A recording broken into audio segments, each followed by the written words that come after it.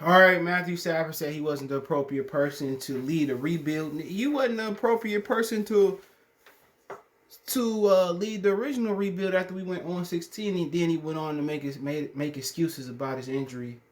But let's talk about it. Hit that subscribe button, bell icon button, share the video. Let's say Matthew Stafford retired as the, you know, let's say Super Bowl champion of the Detroit Lions. Do you think we'd be hearing these excuses? He said, this past year was bad. He had missed. I had a partially torn UCL in my thumb. I tore my UCL on my left elbow on the second to last play in the Houston game that nobody knew about. Trying to stiff arm a guy. That's why I started wearing a sleeve on my left arm, because I had all sorts of tape underneath it, and just to hold it in place. I broke cartilage on my 8th rib in Green Bay. Also tore something in the back of my left knee. I had a subluxar right ankle sprain. He said he never spoke of the other injuries, not only in the difference to his fellow players who had injuries of their own, but to Detroit, where he knew people were dealing with much tougher challenges than trying to play a game with the multi-million. Anybody trying to hear that, man? If that's the case where you ain't speaking of the injuries, we shouldn't hear about them. Period. Unless you retired and you say, you know what, I'll come out with a book, or we're doing a documentary. I'm gonna tell something that never been said about my injuries, this, that. Stafford, you seeing why Stafford was a loser. You see why he always got it. He got excuses. Winners don't make excuses. Winners go out there and find a way to win. And to say Tim Tebow got a playoff win before him, to say Kirk Cousins got a playoff win before him. Who else we got out there? Russell Wilson, who came in the league after him. Jimmy Garoppolo. Nick Foles. We can just keep going on. Doug Williams. Dante Culpepper, I believe. Say all these quarterbacks that had a playoff win, he didn't. Tim Tebow. Andrew Luck, who came in. Cam Newton. Kerry Collins. Mark Sanchez, who was drafted right behind him. He made it to the FC Championship game. Butt Fumble Boy. Donovan McNabb. Brad Johnson. Rich Gannon, which he wasn't that bad, but most people think Stafford would be better than Rich Gannon. We could just keep going on and on. Jared Goff. Phillip Rivers. Who else? Deshaun Watson. Ryan Tannehill. Baker Mayfield. Lamar Jackson. Josh Allen. Jeez Louise. All those guys got playoff wins over him. Matt Ryan. Come on, this man is like 60-6 and 70 versus teams above 500. Come on. And you want to talk about injuries? Why you ain't never won nothing? Don't say, it's because Detroit ain't never put a team around me that was worthy of. I ain't trying to hear that, man. He just ain't no winner. Then he goes on to say, give me a minute. And I'm going to say this for the end, though. Give me a minute, but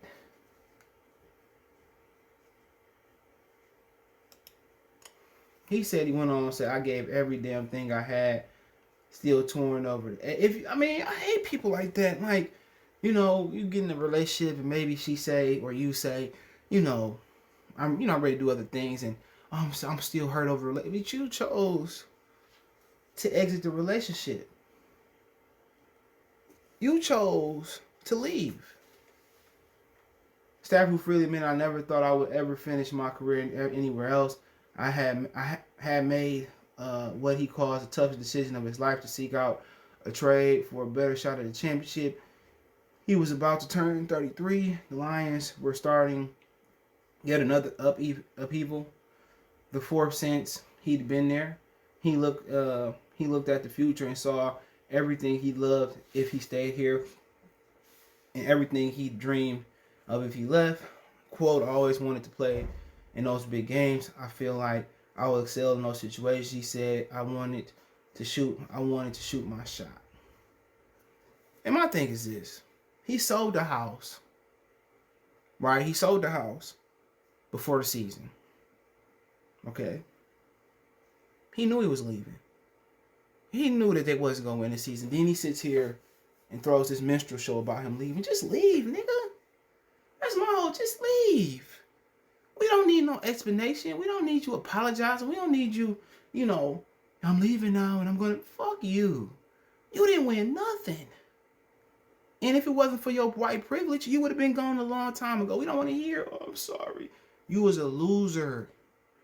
You talking about I'm excelling big games? Fool, you was 6 and 70 or whatever it was. 6 wins and 70 plus losses, whatever it may be.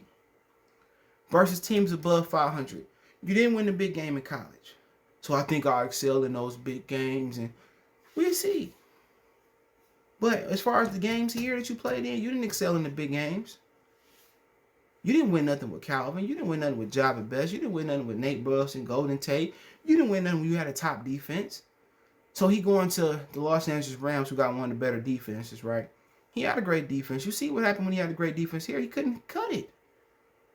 Tell me the weapon that the Rams got better than Calvin Johnson. Tell me what the weapon they got better than Golden Tate. Come on, man. This dude ain't the answer. He want to do all this crying, but you sold your house before the season. You sold your house. You talking about, we don't need you to be on the news and ride for. You was a loser. You didn't win nothing here. And you so happy you in the era where analytics and stats matter.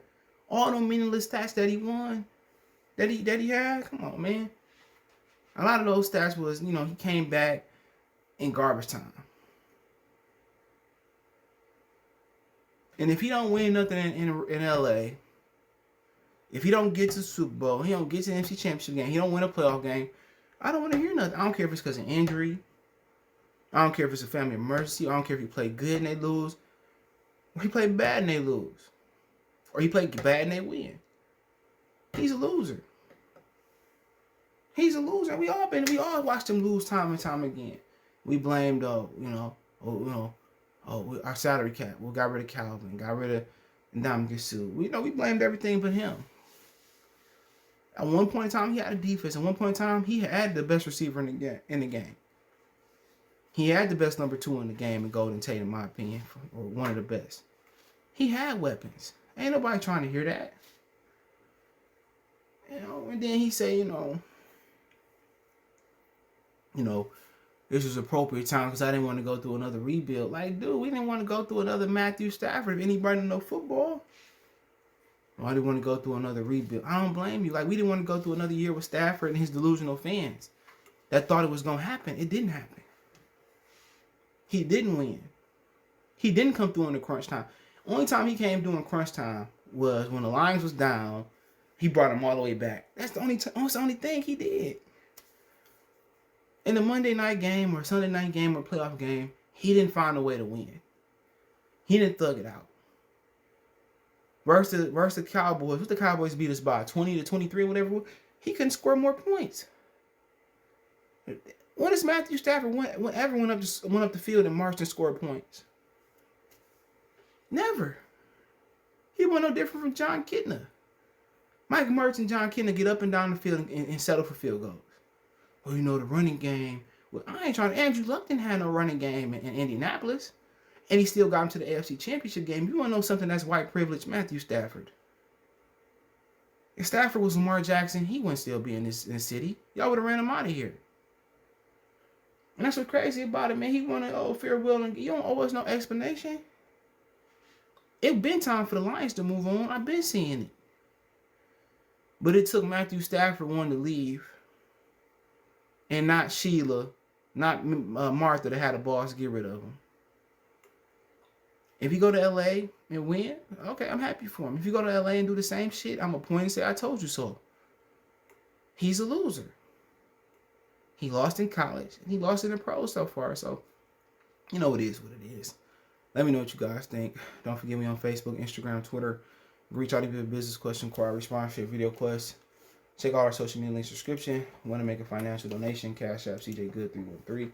That's in the description. PayPal link in the description. Best way to donate. Share the video. Let me know what you think in the comment section. Don't forget to check my other channel out right here on YouTube, Goodfellas Sports TV.